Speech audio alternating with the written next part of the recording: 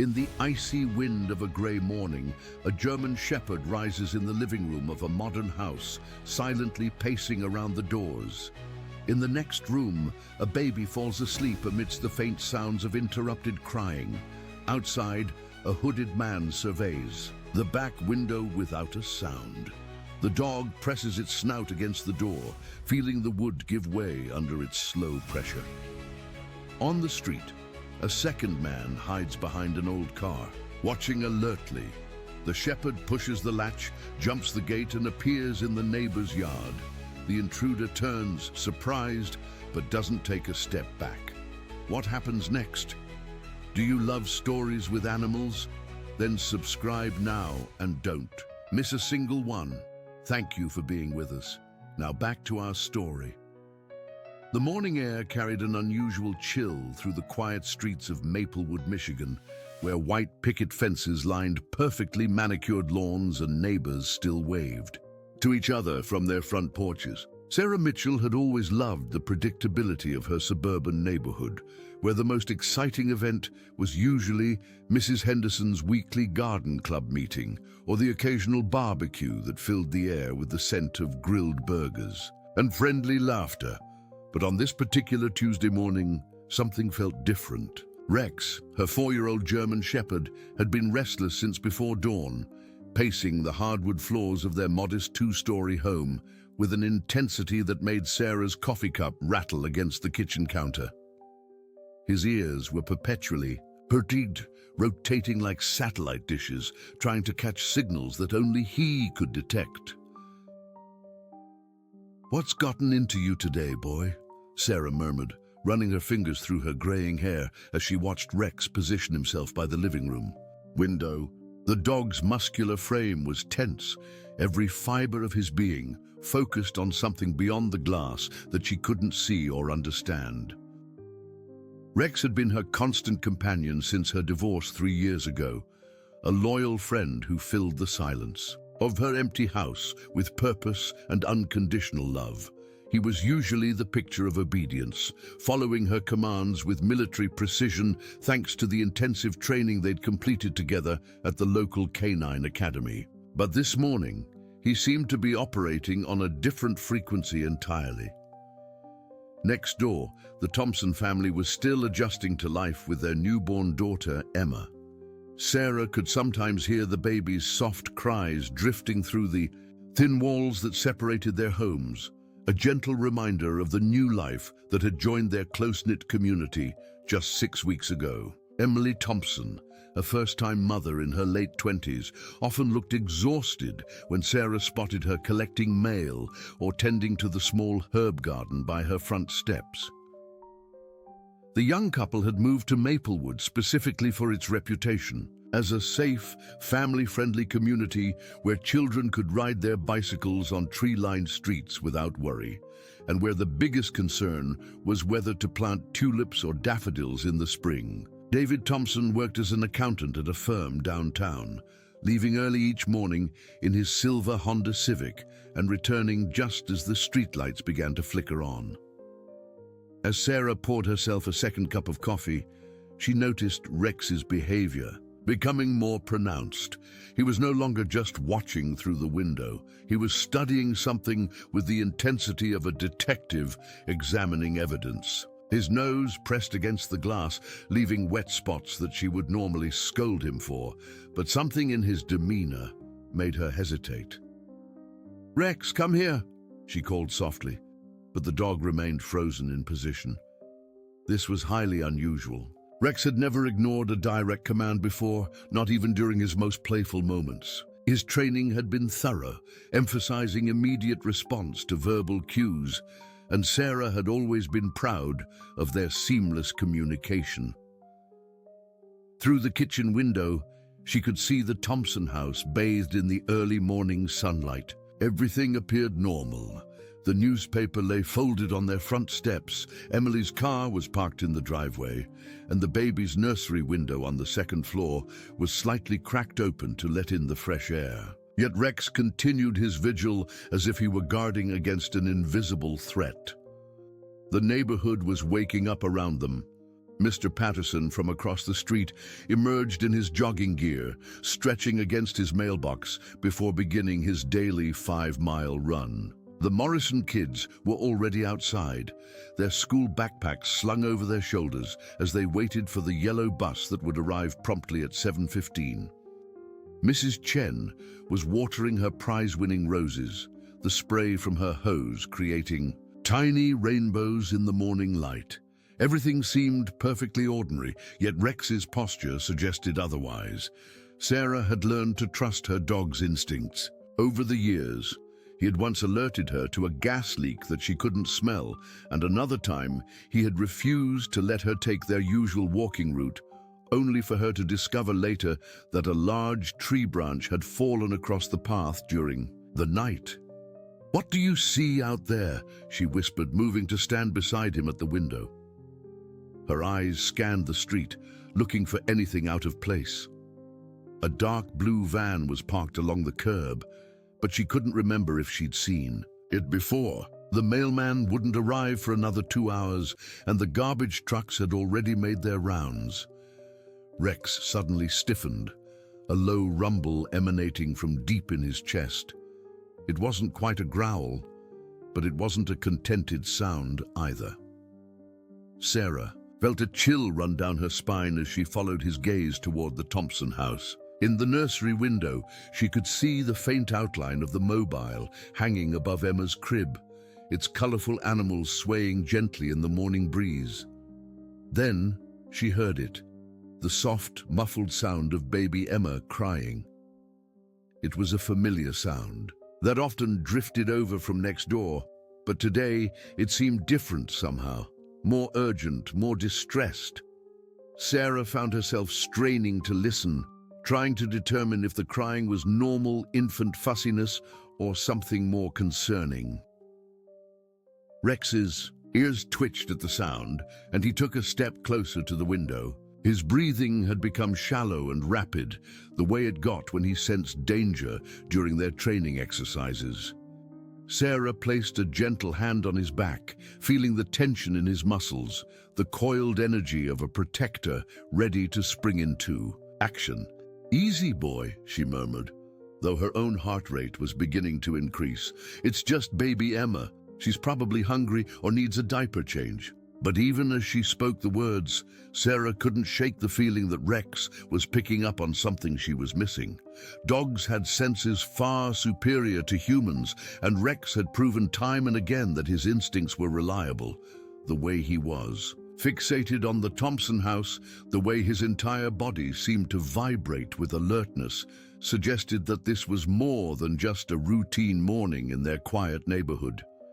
The crying from next door intensified for a moment, then stopped abruptly. In the sudden silence, Sarah could hear her own heartbeat and the soft panting of her vigilant companion. Rex whined once, a sound filled with frustration and urgency, as if he were trying to communicate something vital that she couldn't understand. Outside, the morning routine continued undisturbed. Children walked to school, adults headed to work, and the peaceful rhythm of suburban life maintained its steady beat.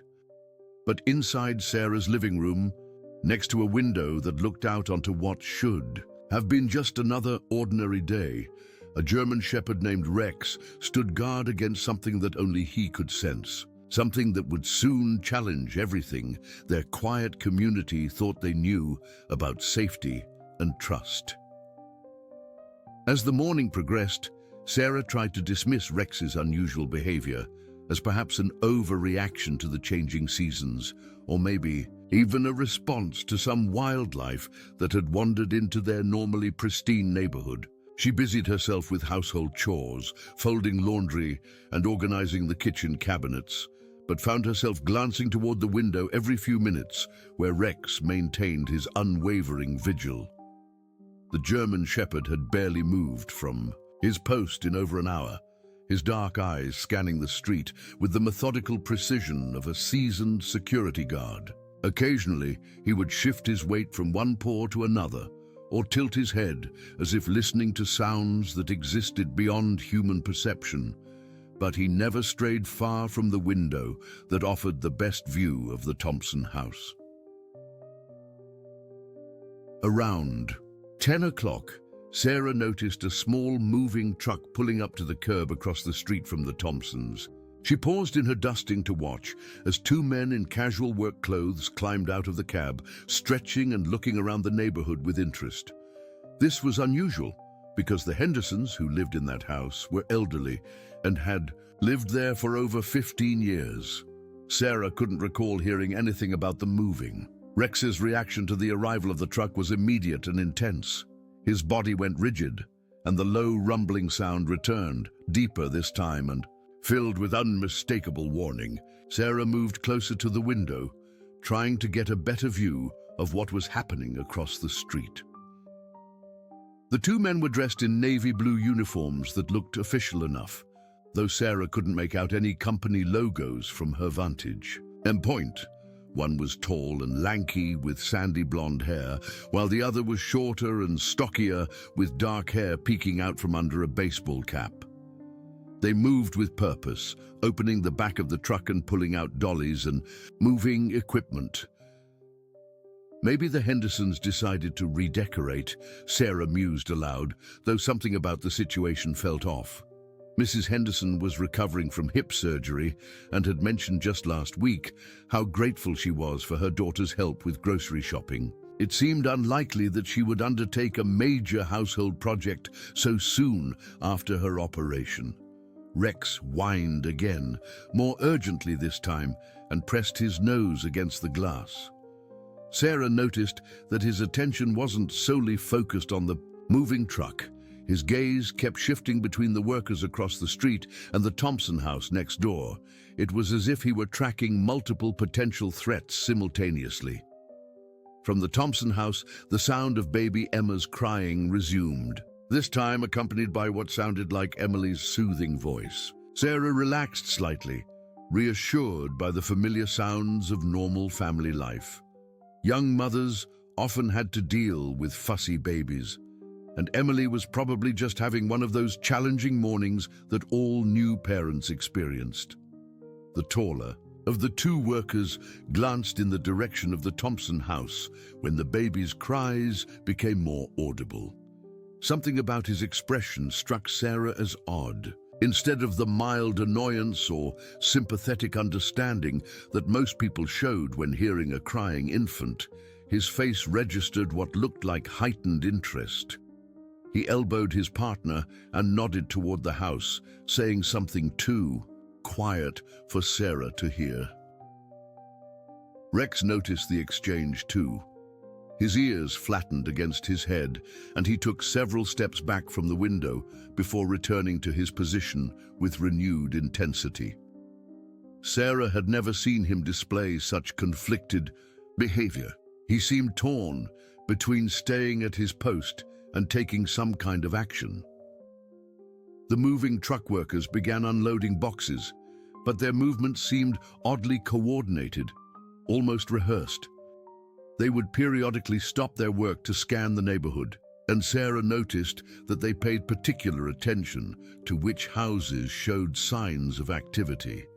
The shorter man pulled out what appeared to be a clipboard and pen, making notes as he surveyed the area. Around 11:30, another vehicle caught Sarah's attention.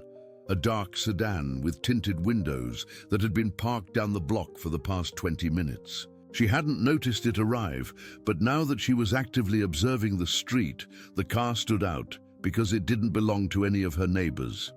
The driver remained inside, and though Sarah couldn't see clearly through the tinted glass, she had the distinct impression that whoever was behind the wheel was watching the neighborhood as intently as she was watching them. Rex had noticed the sedan too. His posture shifted to include this new element in his surveillance, and Sarah realized that her dog was essentially conducting a three-point security assessment. The workers across the street, the Thompson house, and now this mysterious vehicle.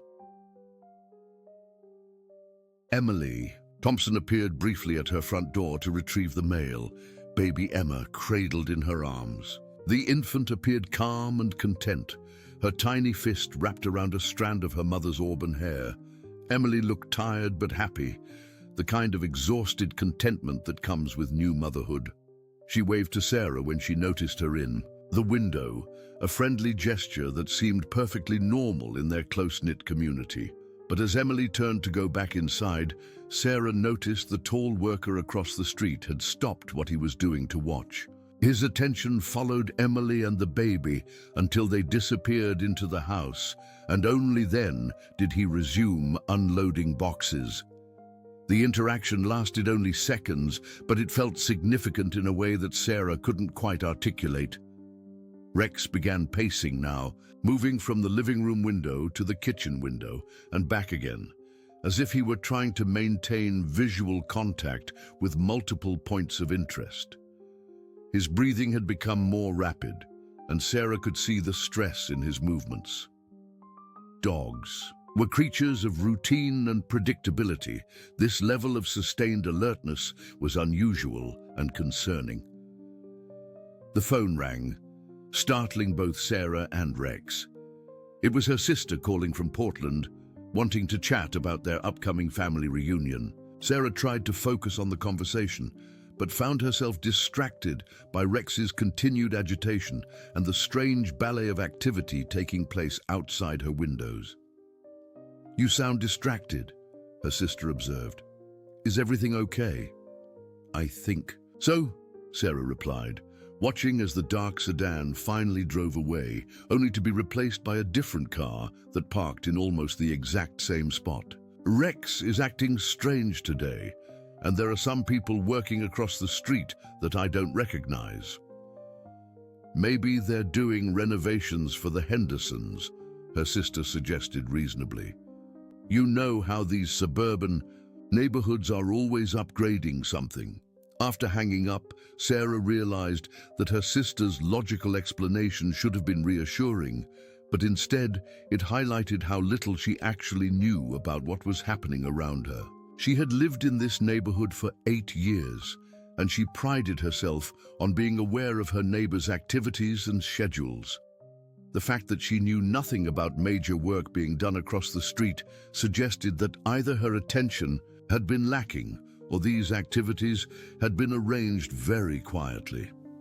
Rex suddenly stiffened and let out a sharp bark, the first vocalization he had made all morning beyond his worried whines. Sarah rushed to the window to see what had triggered this response. The workers had finished unloading their truck and were now approaching the Henderson house with what appeared to be official-looking paperwork. Mrs. Henderson answered the door, leaning heavily on her walker, and began what looked like a confused conversation with the men. Even from a distance, Sarah could see that Mrs. Henderson appeared bewildered. She kept shaking her head and pointing back into her house, as if she were trying to explain something to the workers. The conversation continued for several minutes, with the taller man gesturing toward his truck and showing her documents, while Mrs. Henderson continued to look puzzled and somewhat distressed. Rex barked again, more insistently this time, and Sarah realized that her instincts and her dog's were finally aligning. Something was definitely not right in their peaceful neighborhood, and the morning's strange events were building towards something that would require more than just watchful waiting to resolve. Sarah couldn't stand watching Mrs. Henderson's distress from a distance any longer. The elderly woman's confusion was evident even from across the street, and her body language suggested she was becoming increasingly upset by whatever the workers were telling her. Rex seemed to sense Sarah's growing concern and positioned himself directly in front of the door, as if preparing to accompany her outside. "Stay here, Rex," Sarah commanded gently, but firmly. For the first time all morning, the German Shepherd looked directly at her, his dark eyes filled with what could only be described as frustration.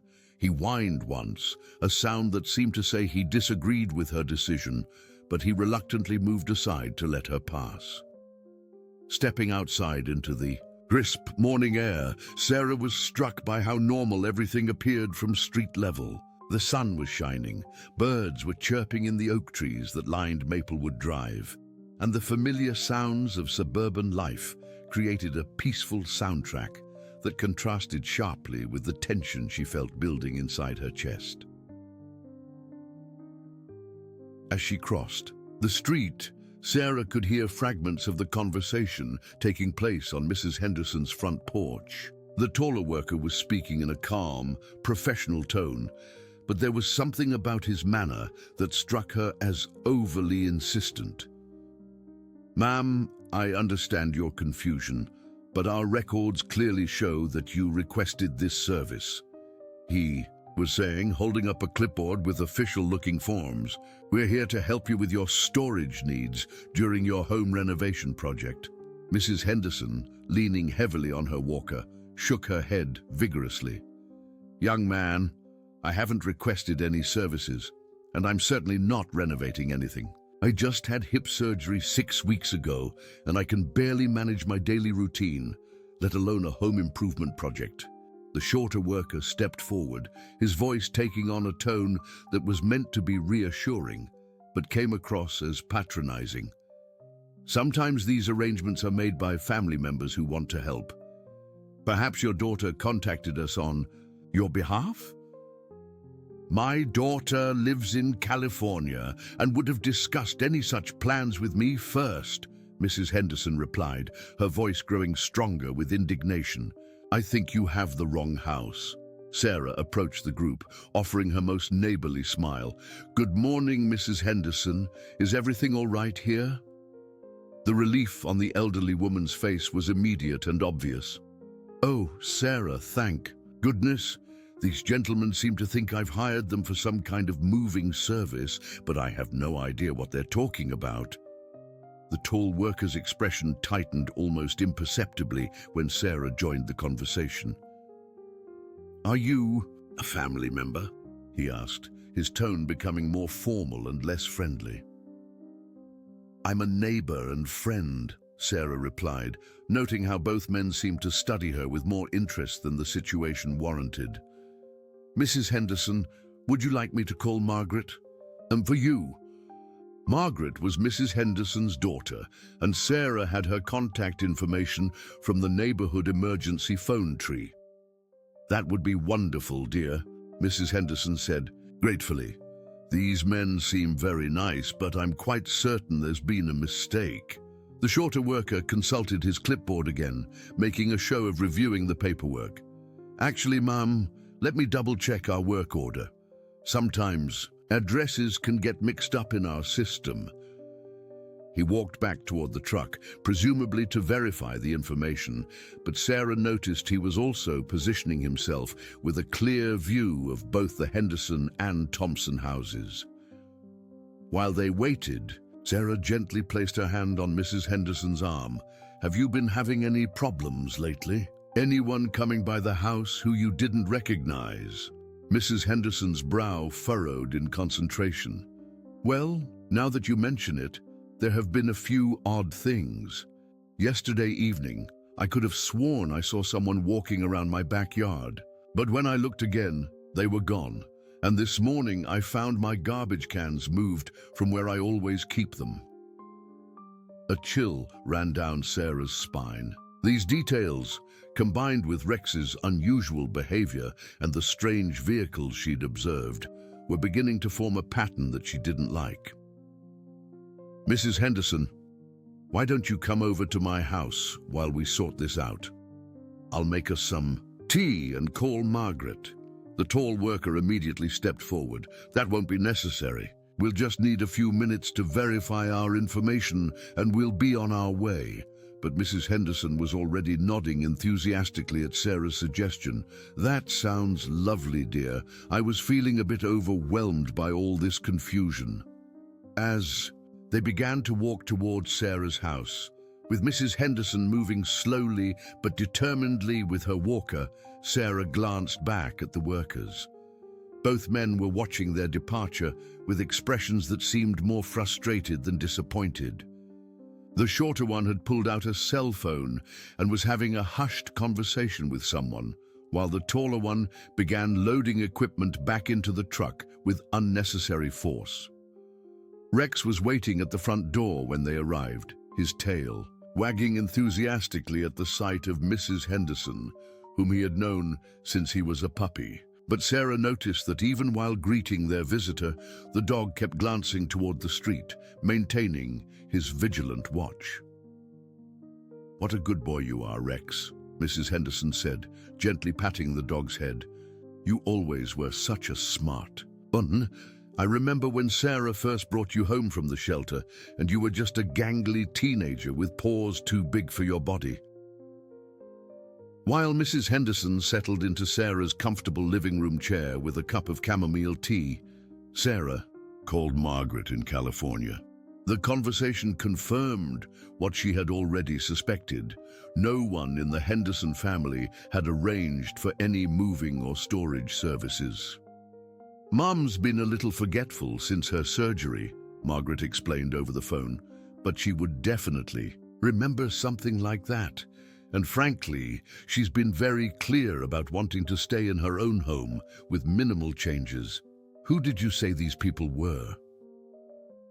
Sarah realized she hadn't gotten a company name or any specific identification from the workers. They had a truck and uniforms, but I didn't think to ask for their business cards or credentials. "That's concerning," Margaret said. "There have been stories in the news about people targeting elderly homeowners with various scams. Can you keep an eye on Mom until I can figure out what to do? I was planning to visit next week anyway, but maybe I should come sooner." After hanging up, Sarah returned to the living room to find Mrs. Henderson looking much more relaxed but still puzzled by the morning's events. Rex had positioned himself at the window again, and Sarah could see that the moving truck was still parked across the street, though the workers seemed to be taking an extended break. "Mrs. Henderson," Sarah said carefully, "have you noticed any other unusual activity in the neighborhood lately? Different cars parked on the street, or people you don't recognize walking around?" The elderly woman thought for a moment. "Actually, yes. There was a van parked near the Thompson house yesterday that I'd never seen before. And last week, I could have sworn someone was looking in my mailbox. But when I went to check, nothing seemed to be missing." Sarah felt her concern escalating. "What about the Thompsons? Have you seen or heard anything unusual from their house?" "Poor Emily has been so tired with that new baby," Mrs. Henderson replied. "I've heard little Emma crying quite a bit, which is normal, of course, but yesterday evening I thought I heard men's voices from their backyard, which seemed odd because David usually doesn't get home from work until after dark." Rex suddenly stood up from his position by the window, his ears perked and his body tense. Outside, Sarah could see that a new vehicle had arrived, a white van that parked just down the street from the Thompson house. Two different men got out, these ones wearing what appeared to be utility company uniforms. "Mrs. Henderson," Sarah said quietly, "I think we need to call the police, not as an emergency, but just to report some suspicious activity in the neighborhood." The elderly woman nodded gravely. "I think you're right, dear. In all my years living here, I've never felt so unsettled by things I couldn't quite put my finger on." As Sarah reached for her phone, Rex began pacing again, moving from window to window as if he were tracking multiple threats. The German Shepherd's instincts had been trying to warn them all morning, and now Sarah was beginning to understand that her dog might be the only one who truly grasped the scope of whatever was unfolding in their quiet neighborhood. Officer Janet Rodriguez arrived at Sarah's house within 20 minutes of her call to the non-emergency police line. Sarah had explained the situation as a series of unusual activities that had her neighbors concerned, careful not to sound alarmist, while still conveying the growing sense of unease that had settled over Maplewood Drive. Rex immediately took to Officer Rodriguez, his tail wagging as he sniffed her uniform and equipment with professional interest. The police officer was a woman in her mid-30s with kind eyes and a reassuring presence that immediately put both Sarah and Mrs. Henderson at ease. "I appreciate you calling this in," Officer Rodriguez said as she settled into Sarah's kitchen chair with a notepad. "We've actually had a few reports from this area over the past couple of weeks about suspicious activity.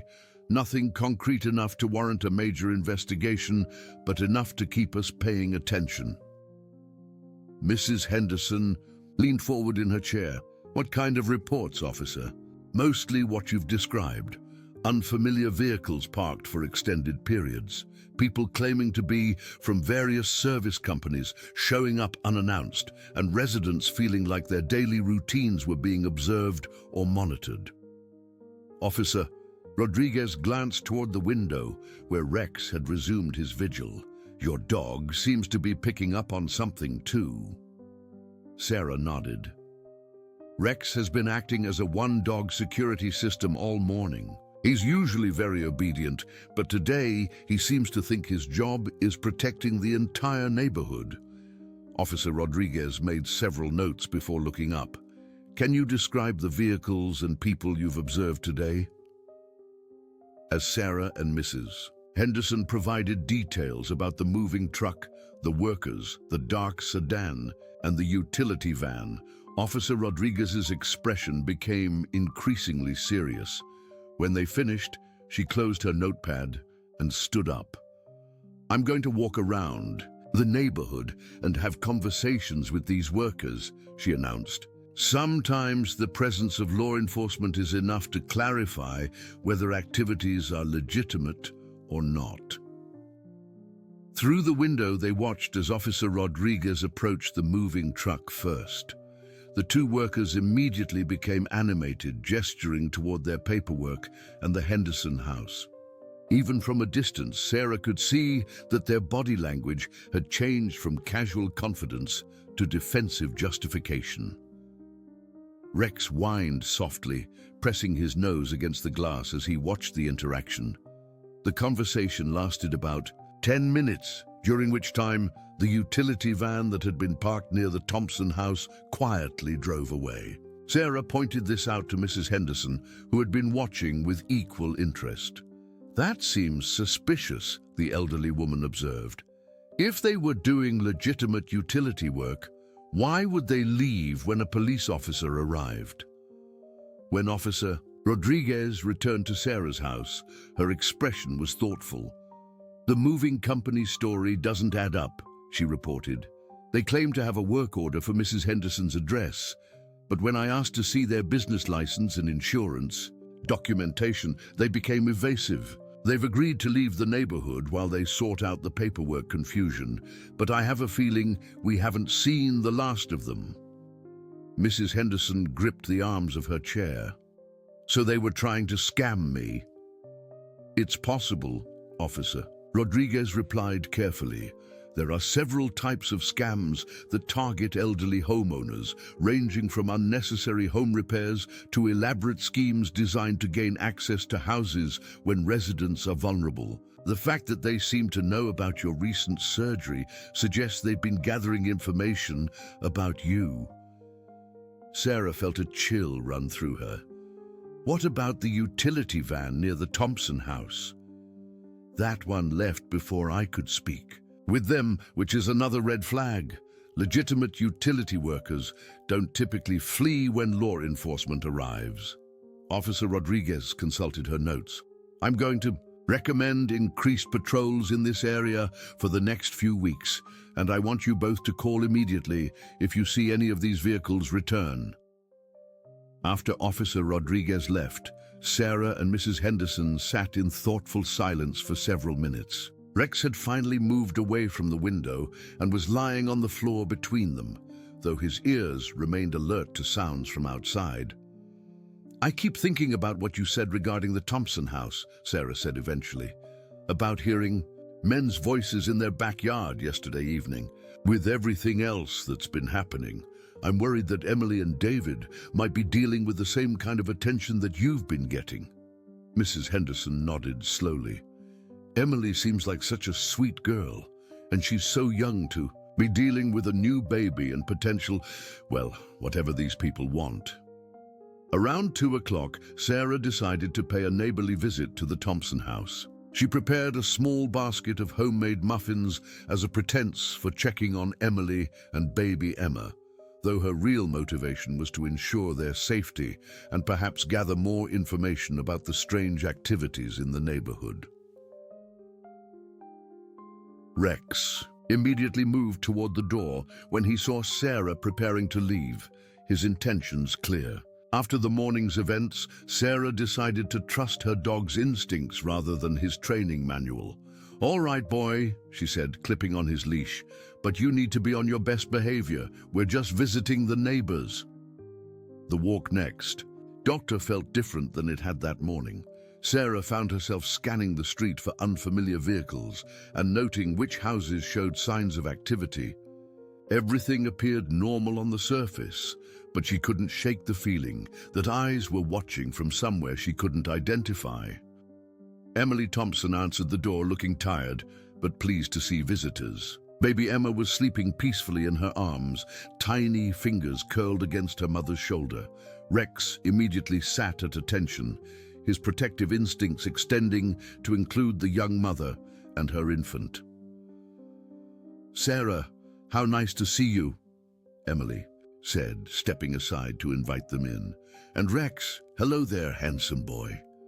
"I brought some muffins," Sarah said, handing over the basket. "I also wanted to check on you. We've had some unusual activity in the neighborhood today, and I wanted to make sure you and David are aware." Emily's expression shifted from pleased to concerned. "Unusual how?" Sarah carefully explained the morning's events, watching Emily's face grow increasingly worried as the story unfolded. When she finished, Emily was quiet for a long moment, gently rocking Emma, even though the baby was sound asleep. "David mentioned something yesterday about feeling like someone had been in our backyard," Emily said finally. "He found the gate latch undone, which was strange because we always keep it secured. And our neighbor on the other side mentioned seeing unfamiliar people around our house while we were out grocery shopping last weekend." Rex had positioned himself where he could see both the front door and the sliding door that led to the backyard, his head moving back and forth as he maintained surveillance. Sarah noticed that his behavior here was similar to his vigilance at her own house, suggesting that whatever threat he perceived extended to the Thompson property as well. "Emily, have you or David received any unexpected visits from service people lately? Anyone claiming to be from utility companies or offering home improvement services?" Emily's eyes widened. "Actually, yes. A man came by last week saying he was from the gas company and needed to check our meter, but when David called the gas company later, they had no record of sending anyone to our address." The baby stirred in Emily's arms, making soft cooing sounds that seemed to activate Rex's protective instincts even more strongly. The German Shepherd moved closer to mother and child, positioning himself as a living barrier between them and the doors. "Emily, I think you and David should be extra careful for the next few weeks," Sarah said gently. "The police officer I spoke with today mentioned that there have been several reports of suspicious activity in our area.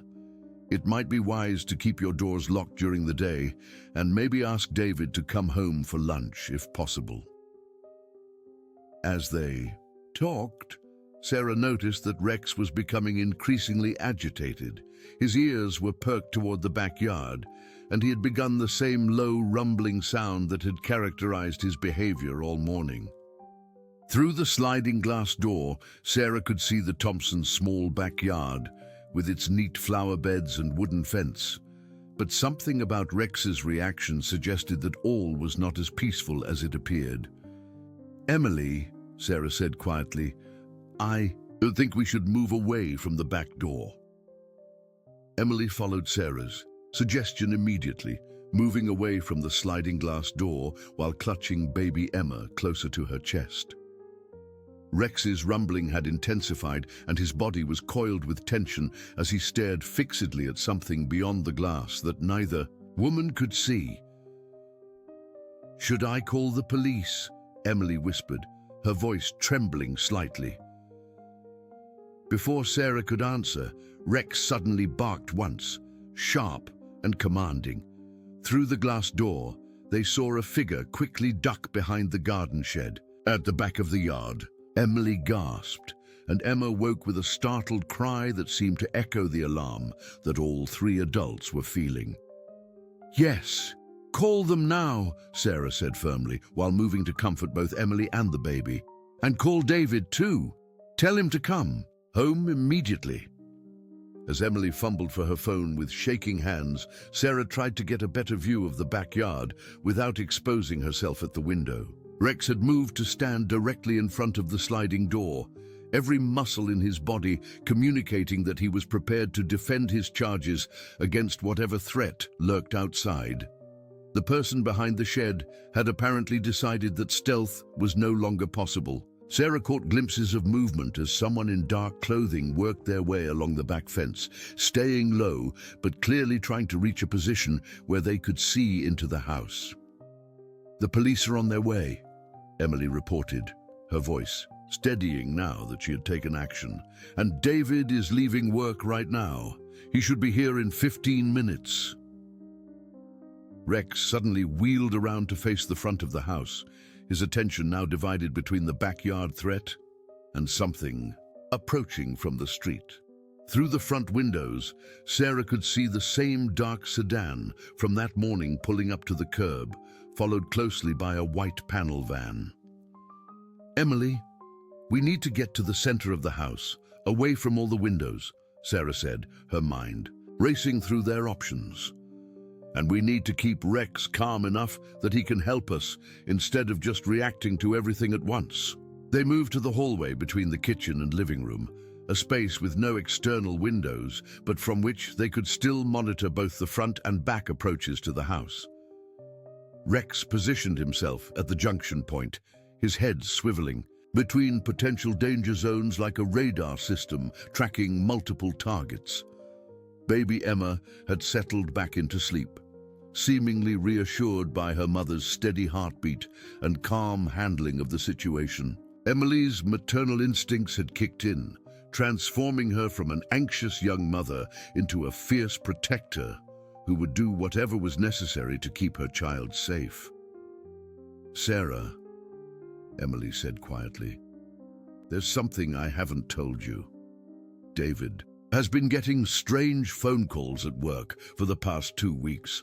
Someone claiming to be conducting a survey about home security systems, asking very specific questions about our daily routines, when we're home, whether we have any valuables, that sort of thing." Sarah felt the pieces of the puzzle beginning to form a clearer picture.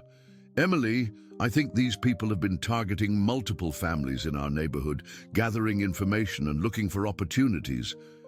"Opportunities for what?" Emily asked, though her tone suggested she already suspected the answer. Before Sarah could respond, Rex let out a warning growl and moved toward the front door. Through the frosted glass panels beside the entrance, they could see the shadows of at least 2 people approaching the porch. The doorbell rang once, followed by persistent knocking. "Mrs. Thompson," a male voice called through the door. "We're from Child Protective Services. We've received a report about the welfare of an infant at this address, and we need to speak with you immediately." Emily's face went white. "That's impossible. There's nothing wrong with Emma, and no one would have any reason to call CPS about us." Sarah's blood ran cold as she realized what was happening. "Emily, don't answer that door. Legitimate CPS workers would have proper identification and would coordinate with local police before conducting unannounced visits." The knocking became more insistent, and the voice took on a more authoritative tone. Ma'am, if you don't open the door, we'll have to assume that you're interfering with a child welfare investigation. This will only make things more difficult for everyone involved. Rex was now positioned directly in front of the door, his lips pulled back to reveal his teeth. The German Shepherd had made his assessment of the situation and determined that the people outside represented a threat to the baby he had appointed himself to protect. "We're going upstairs," Sarah decided. "Emily, grab your phone and anything you might need for Emma. We'll barricade ourselves in the nursery until the real police arrive." As they moved toward the staircase, Sarah could hear the people outside discussing their next move. There were definitely more than two voices, and they seemed to be coordinating some kind of plan. Through the back sliding door, she caught another glimpse of movement in the yard, confirming that they were surrounded. The nursery was on the second floor at the front of the house, with windows that looked out over the street. As they settled into the room, Sarah could see that the situation outside had escalated.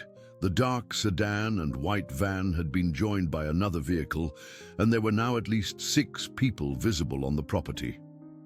"Emily, I need you to call 911 again and tell them this is now an emergency situation," Sarah instructed. "Tell them we're barricaded in the nursery with a baby, and there are multiple unknown individuals attempting to gain access to the house." Rex had followed them upstairs and was now positioned at the nursery door, his body blocking the entrance, and his attention focused on the sounds coming from downstairs. Sarah could hear the people outside testing windows and doors, looking for an easy point of entry. Emily made the emergency call, her voice remarkably steady as she provided their address and described the situation. When she hung up, she looked at Sarah with a mixture of fear and determination. "The dispatcher said police units are already en route and should be here within 5 minutes, Emily reported. She also said this isn't the first report they've received today about people impersonating government officials in this area. That revelation hit Sarah like a physical blow. "Emily, I think we've stumbled into something much bigger than random neighborhood crime. These people aren't just targeting individual families, they're running some kind of organized operation." Through the nursery window, Sarah could see Mrs. Henderson's house across the street. The elderly woman was standing at her front window, talking on the phone and pointing toward the Thompson house. Sarah felt a surge of gratitude for her neighbor's vigilance and hoped that additional witnesses would help the police understand the scope of what was happening. Rex suddenly lifted his head, his ears perked toward a sound that the women couldn't yet hear. Within seconds, Sarah caught the distant wail of sirens approaching their neighborhood. The sound seemed to have an immediate effect on the people outside. Through the window, she could see several figures retreating toward their vehicles. "They're leaving," Emily said with relief, but Sarah noticed that Rex remained tense and alert. "Not all of them," Sarah observed, watching as the dark sedan and white van quickly departed, but noting that at least one person was still visible in the backyard. Rex can sense that someone is still out there. The sirens grew louder, and soon Sarah could see the flashing lights of multiple police vehicles turning onto Maplewood Drive. The sight of law enforcement arriving in force was the most beautiful thing she had seen all day. But she knew that the real questions were just beginning. "Emily," Sarah said, as they watched police officers spreading out around the property, "I think we're about to learn that our quiet little neighborhood has been the target of something far more sophisticated and dangerous than either of us ever imagined." Detective Michael Stevens was the first officer to reach the nursery where Sarah, Emily, and baby Emma had taken refuge. Rex immediately positioned himself between the detective and the family, but his tail wagged slightly, suggesting that his canine instincts recognized the difference between a legitimate protector and the people who had been threatening them all day. "Everyone's safe now," Detective Stevens assured them as he helped them downstairs. We've secured the perimeter and detained 2 individuals who were found on your property. The others fled in vehicles that we're currently tracking. As they reached the living room, Sarah was surprised to see not only multiple police officers, but also Agent Lisa Chang from the FBI. The federal agent was a small woman with sharp eyes and an air of quiet authority that commanded immediate respect. "Mrs. Thompson, Mrs. Mitchell," Agent Chang said, "I need to speak with both of you about what you've experienced today. Your reports have helped us connect several pieces of an investigation we've been conducting for the past 3 months." Emily settled into her armchair with Emma, while Sarah took a seat on the couch with Rex, lying protectively at her feet. The German Shepherd seemed to understand that the immediate danger had passed, but he remained alert and watchful. "Agent Chang, what exactly have we gotten involved in?" Sarah asked. The FBI agent consulted her notes before responding. "What you've witnessed today is part of a sophisticated human trafficking operation that has been targeting young families across several Midwest states.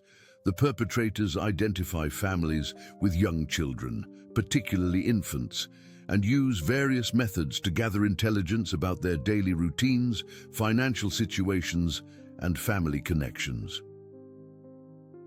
Emily's face went pale. "Human trafficking? But Emma is just a baby." "Precisely why your family was targeted," Agent Chang explained gently. "Infants and young children are unfortunately valuable commodities in certain criminal networks. The people who approached your homes today were conducting what they call feasibility assessments, determining which families would be the most vulnerable targets and the least likely to have immediate help available." Sarah felt sick to her stomach. "So when they claimed to be from CPS, they were testing your response to authority figures and seeing how quickly you would comply with demands to produce your child," Detective Stevens interjected. "It's a common tactic. They impersonate officials that parents are conditioned to cooperate with, even when they have concerns." Agent Chang continued her explanation. "Mrs. Henderson was targeted because elderly residents are often used as surveillance points. They planned to convince her to allow them to use her house as an observation post, claiming it was for a legitimate investigation of neighborhood activity. From there, they could monitor multiple families and time their operations for maximum success." "But how did they know so much about our personal information?" Emily asked, holding Emma a little tighter. "Social media, public records, and direct observation," Agent Chang replied. "They've been watching your neighborhood for several weeks, documenting when people leave for work, when children are home alone, which houses have security systems, and even which families have pets that might interfere with their plans." Rex lifted his head at the mention of pets, and Sarah realized with growing admiration that her dog had been the first line of defense against a threat that was far more serious than anyone could have imagined. "Your dog's behavior this morning probably saved multiple families from becoming victims," Detective Stevens observed. "His alertness to the surveillance activities gave you the awareness to notice patterns that might otherwise have gone undetected until it was too late." David Thompson arrived home to find his house surrounded by police vehicles and his wife. Giving a statement to federal agents, Emily quickly brought him up to speed, and Sarah watched the young father's face cycle through disbelief, anger, and finally a fierce protectiveness that rivaled Rex's own instincts. "How many other families were being targeted?" David asked. Agent Chang checked her tablet. "Based on the materials we recovered from the detained suspects, at least 6 families in this immediate area were under active surveillance. Your family was apparently selected as the primary target because of Emma's age and the fact that you're new to the area with fewer established community connections."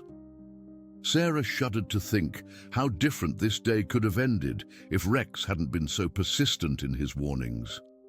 "Agent Chang, how did you know to respond to our area today?"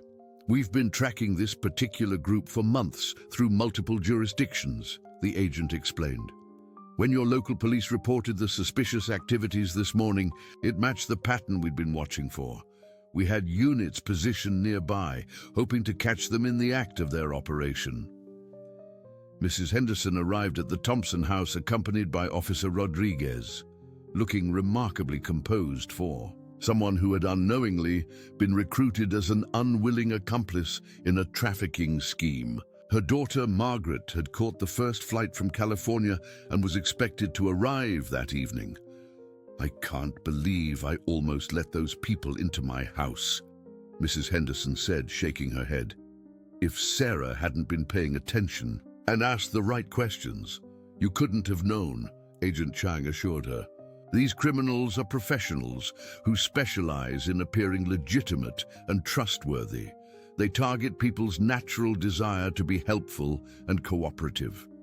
Over the next 2 hours, as statements were taken and evidence was processed, the full scope of the operation became clear. The group had been responsible for at least 12 successful abductions across 5 states over the past year, using variations of the same approach they had attempted in Maplewood. The good news, Detective Stevens announced, is that your vigilance today has given us enough evidence to shut down this entire network.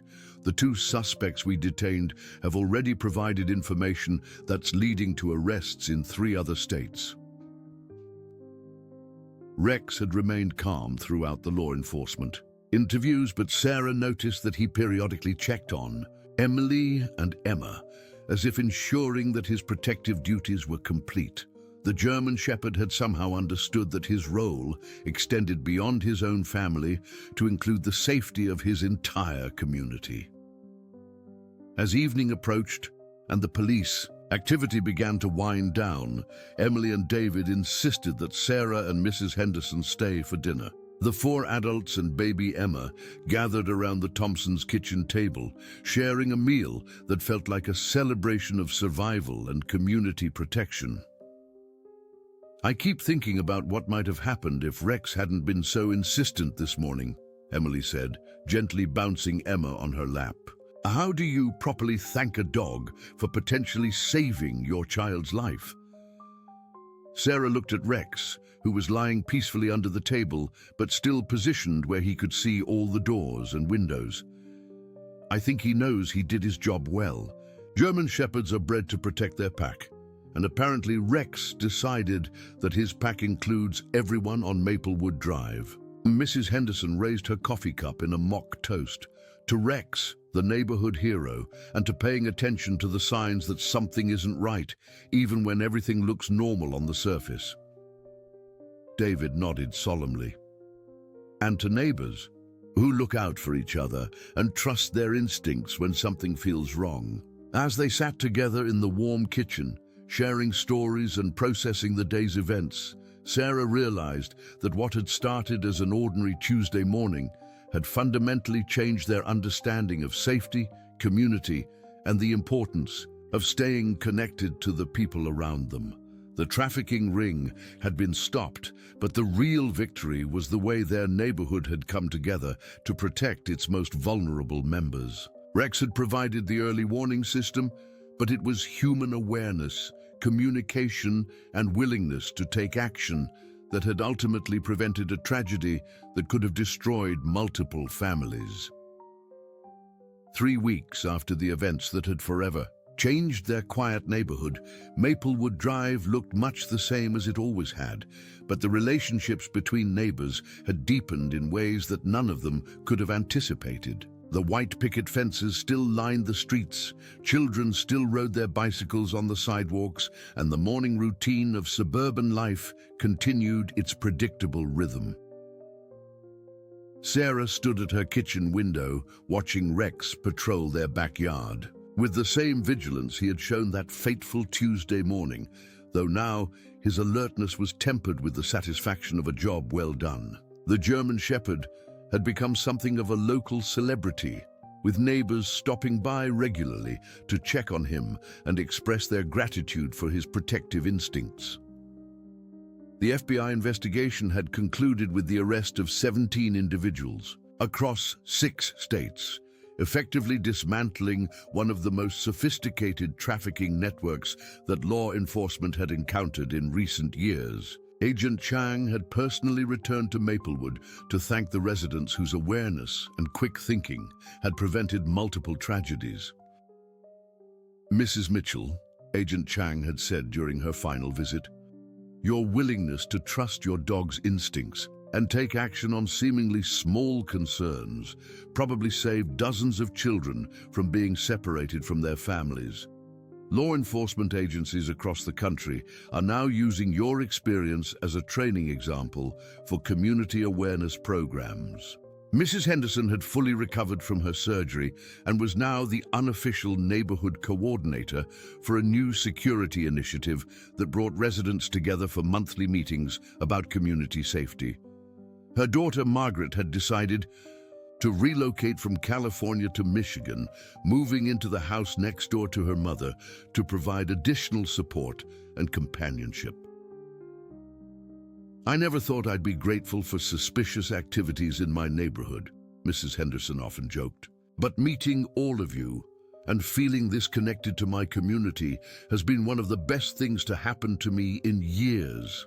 The Thompson family had settled into their role as new parents with increased confidence and a deeper appreciation for the network of protection that surrounded them.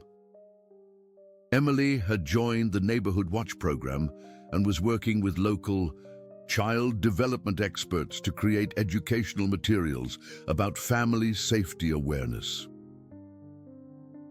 Baby Emma, now 10 weeks old, had grown into a chubby, happy infant who seemed to reserve her biggest smiles for Rex during his regular visits next door. David had arranged to work from home 2 days a week, partly for family time, but also to maintain an active presence in the neighborhood during daytime hours. "You know," Emily said to Sarah during one of their weekly coffee visits, "I used to think that good neighbors were people who minded their own business and didn't get too involved in each other's lives. Now I realize that the best neighbors are the ones who pay attention and care enough to act when something seems wrong." The relationship between Sarah and Rex had evolved as well. She had always loved and trusted her dog, but the events of that morning had given her a profound respect for his intelligence and protective instincts. She had enrolled them both in advanced training classes, not because Rex needed improvement, but because she wanted to better understand how to interpret and support his natural abilities.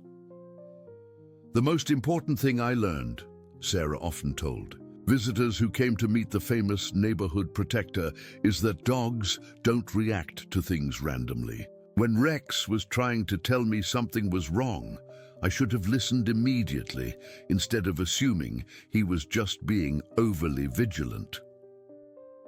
The local police department had implemented new protocols for responding to reports of suspicious activity, recognizing that what might seem like minor concerns could actually be indicators of larger criminal operations. Officer Rodriguez had been promoted to detective and was now specializing in community-based crime prevention programs.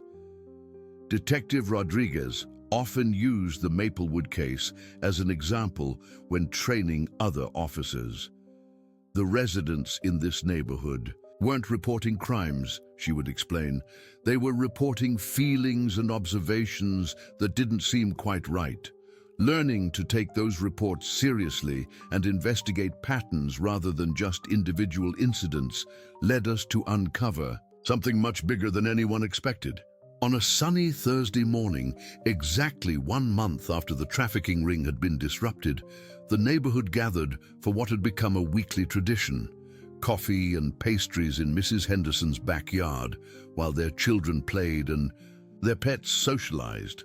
Rex had appointed himself the official greeter for these gatherings, ensuring that every visitor received a proper welcome and security screening. Sarah watched as her German Shepherd moved through the group, checking on each family before settling down near baby Emma's stroller. Emily and David were sharing stories about their daughter's latest developmental milestones, while Mrs. Henderson and Margaret discussed plans for their joint garden project. "You know what I love most about these gatherings?" Mrs. Henderson said to the assembled group.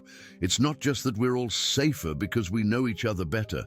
It's that we've created something positive and lasting from what could have been a terrible situation."